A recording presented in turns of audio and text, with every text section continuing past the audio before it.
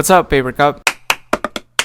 I'm Nate, you know what this video is about, you've read it in the title, but before I get there, I just want to say thank you, especially to those of you who have stayed for the longest time. You're not just a paper cup, but you're a pun millie. I've been doing YouTube 4 years, and on the YouTube side of things, it's never been as fulfilling as it is now, despite the view count. Thanks to your comments lately, I've been feeling it more, that I'm really putting content out there that helps people, and I'm glad to know that it's making an impact. So as much as you're thankful to me for making the content, I want to thank you too for participating, for commenting, for being a paper cup with me. The cup is dispensable, it's paper on its own. It's not worth much, but because of the refreshing water that it contains, and you can dispense it or you can give it to other people also. It's the message that we carry that makes paper cups special. So if you've been enjoying the content I've been putting out lately, maybe leave a thumbs up. It really,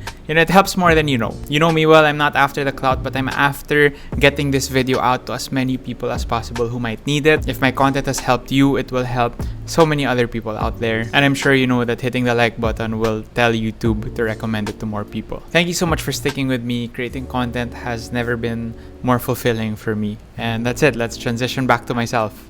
Okay, so recently I got a tune-up. I got preventive maintenance for my car. OGs will know that I drive a car that was made in 2001. It's a 20-year-old car. It was built well. It was built to last long, and it has lasted long. I still take it to Baguio, but a huge part of the reason why it hasn't broken down at this point is because I get it checked. I get checkups, I get tune-ups, I get preventive maintenance done every so often. In fact, there's a schedule for that. Every 5,000 kilometers, I have it checked. And the point I'm trying to drive today, pun millie. The point is, we need our preventive maintenance as well. We need checkups, just like health checkups, right? Go to the doctor, they take x-rays, they take tests of things that need to be checked just to make sure that nothing's wrong. And hopefully, if there are like minor problems, they stop it, they nip it in the bud before it gets any worse. Self-care is preventive maintenance for our mental health. Again, self-care is preventive maintenance for our mental health. For 20 years, we've been able to keep my old car from breaking down because of preventive maintenance. And you can also keep yourself from breaking down through mental health preventive maintenance. Believe me, I have experienced burnout myself. As a content creator, I have been through that. I've had depressive attacks. I've had moments where I woke up and couldn't get out of bed because I was questioning my purpose and why I was still doing what I was doing. It's not that I didn't have physical energy, it's just I didn't have emotional and mental energy. If you're running out of motivation to keep going, and you know what, even if you're not running out of motivation right now, if you're human, then one day, if you don't take care of yourself, you are going to run out of that motivation. Here are 5 types of self-care that you can practice today to prevent future breakdowns in your life. Firstly, I know that we're talking more about mental and emotional health here, but this is also very important. Our physical health and physiological state is very much related to how our mental and emotional health pan out. For example, when you exercise, that produces endorphins, which are like happy hormones for your brain. Studies show that when you exercise at the start of your day, you're more likely to have a better mood throughout the day. And additionally, when it comes to like intellectual health, exercise produces brain-derived neurotrophic factor. I think that's what it's called, BDNF. And that's basically the thing that helps your brain keep growing and helps your mind get smarter. Wait, what is the sentence? I guess I need some BDNF. You need to take care of your body if you want to run it efficiently. And there is a strong connection between your body and your mind. So when you feel good physically, you're also going to think better and feel better emotionally as well. So I am not the master at physical self-care, but here are 4 questions to help you get started. And right now, before I even get there, ask it to yourself. Like, don't just watch this video idly and you're like, oh, in one ear out the other, and then next video. No, you know how it is when I talk to you. It requires a bit of mental energy, but I promise you, your body, your mind, your spirit, your heart are all going to thank you later. Ask yourself, real talk, is your diet fueling your body well? Are you getting enough sleep? Are you getting enough exercise? Are you taking charge of your health? It's really mainly diet, sleep, and exercise. So just make sure, it's like that 21 point or 70 point check when you're at preventive maintenance, for your car. So this is like a simple 3-point check for your physical health. Secondly, social self-care. I think that life is about relationships. I think relationships make the world go round. And I think that close connections are so important to our well-being. It's just unfortunate that the past year and a half has been pretty brutal to our connections with other people. It's the same thing, what I said about physical health, it's very similar with social health. It's those people that have a good support system, people who cheer them on, people who can mentor them, people who are there for emotional support when they need it. When you have people like that around you, you are more likely to live long, honestly, and live happy. Don't quote me on that. I didn't do the research for that specific statement, but I'm 99% sure that there's a study that says that. Everyone has slightly different social needs. Some people are more extroverted, other people are more introverted. Some people are okay with spending hours a day with other people. Others, like 1 hour every 2 days. Maximum. And we're all also busy with other things. Some of us, we're writing our thesis, which will take so much of our time. We don't have a lot of time to socialize right now. For others, it's like seasonality in work and your career. If it's almost Christmas, things might be extra busy. But ask yourself these questions now. Are you always too busy to talk to people? Are you getting enough face-to-face time with your friends? Video calls are great, and I think they're the closest safe way that we can get to real in-person conversations, and I think we have to strive for those, not just chat, not just voice calls over a video game. Like one 40-minute free Zoom call will work. Ask yourself, what are you doing? Like, what are you intentionally doing to nurture and cultivate your relationships? Personally, I would go through my family, my friends, work people, church people, and mentors. And of course, you. If you're not in the Telegram group for Paper Cups, you should join that. The link is in the description below. We don't talk all the time, but it's just nice to know that we can always chat each other whenever we need a friend. And then, of course, some people do bond better through activities, and the activities we can do right now in quarantine and the pandemic. Not much if you can't see each other in person. So honestly, if you're not in the habit of always playing video games with your friends and talking through voice chat, that's a nice quality activity that you can do with them every now and then. I didn't say get addicted to video games. I said play games with your friends every now and then as a bonding activity. You can watch series. You can watch Netflix together, stream videos together, play Scribble, I guess. Mental health, mental self-care. The kind of gas that you put in the tank is going to affect how the car runs. The kind of fuel and diet and food you put in your tummy will affect how your body runs. And the type of content that you put in your mind is going to affect your mental health as well. I'm not just talking about social media content, YouTube content. There's so many other kinds of content out there.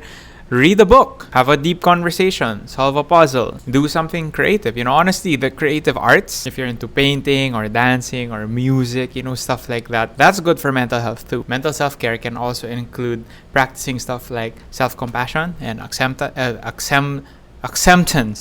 And this is part of spiritual and emotional self-care also, but I'll just add this in. Journaling. You have heard it from me a million times, and I'll never get tired of recommending it because really it's been incredibly helpful to me to keep me self-aware, to keep me aware of the stuff that are cluttering my mind. It's kind of like flushing out all of the clutter in your mind, and you end up with a clean mind after. 2 questions: are you making enough time for activities that mentally stimulate you? And what are these things that you can do proactively to help you stay mentally healthy? Really ask yourself, what can you do? Hello, I'm back. I just had a work meeting. Research by Verywell shows that having spirituality or religion incorporated into your life leads generally to a healthier lifestyle. And in the Bible, we have verses like, in your presence there is fullness of joy. And as a Christian, I've really found this to be true. Fullness of joy is found in God's presence. C.S. Lewis has this quote, if I find in myself a desire that nothing in this world can satisfy, then the only reasonable explanation is that I was made for another world. Basically, we are citizens of heaven, and anything that we find in this world is not truly going to satisfy us. Whether that's money or jowa or lots of clout and likes and subscribes, I know that I find true joy, true peace, true wholeness, if you know the meaning of the word shalom, when I connect with my creator, with the one who made me, the one who knows me the best, and the one who loves me the most. And so, are you connecting with your Heavenly Father? If you haven't done your devotions, quiet time, whatever you call it, for a while now, then you can try the SOAP method. It's on Google. It's easily searchable. SOAP, SOAP. Are you hanging out with spiritual family? Do you have spiritual mentors and leaders in your life that you can be accountable to and that will guide you to do the right thing or to lead you the right way? And in general, what deeper questions are you asking about your life and your experience? And finally, anger, anxiety, sadness, depression, languishing. We have encountered so many uncomfortable negative emotions this past year and a half, this past 2 years. And emotional self-care is going to include processing those feelings. Understanding that your emotions are valid. It's valid to have uncomfortable negative emotions, but you also have to acknowledge this and express this and process this with someone safe or in a safe space, whether that's through prayer or in a journal or with someone that you trust. Or honestly, leisure activities, especially ones that don't involve idle consumption of content on screens. If you're a fan of going to the gym or jogging or walking. Ako lately, I've been doing jump rope. If you can, hiking or climbing, a mountain or trekking or being out in nature is super, super helpful personally. And of course, back to the creative arts. Creative arts are like expressions of emotion in some ways. So again, painting or dancing, even dancing alone in your room or singing along or sound tripping to Ben and Ben. Why did I change my shirt? 2 questions. Number 1, do you have healthy ways to process your emotions? I'm gonna say it again. Think about it. Do you have healthy ways to process your emotions? And do you have to process your emotions in the near future? That's part of how and why breakdowns or burnout times. Ako personally, I break down when I have so much pent up emotion, bottled up emotion inside, and it's like about to burst or erupt like a volcano simply because I didn't process it well. When was the last time you processed your emotions?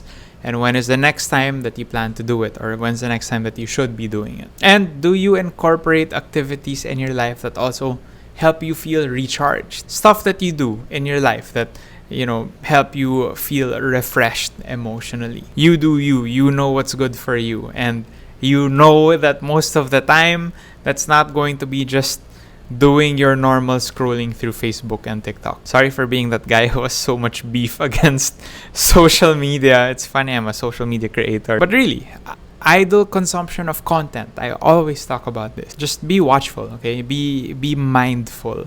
Like, think about it actively. Oh nga, no? I've been on my phone for like 2-3 hours already. I better do the thing that I have to do. And of course, as a final note, it's okay to take a break. You are not weak for feeling tired. Everyone has to practice self-care, and everyone deserves to practice self-care. And that includes you. So, pulot of the day na lang, #POTD. What's that one thing, out of the 5 physical care, social self-care, mental self-care, spiritual self-care, or emotional self-care, or maybe one of the questions that I asked, or maybe just another random pulot takeaway. If you've got anything to share, for the people who scroll through the comments to find out what the video is going to be about before even watching it, comment it na rin. It might be helpful to them, and it's also going to be helpful to me because I'm going to know what parts of the video you find helpful. And if you did find it helpful and you're all the way at the end of this video and you're not even subscribed yet, then that's okay. You can do whatever you want with your life. It's okay. It's okay. It's totally fine. I'm not going to be offended. Have a great day.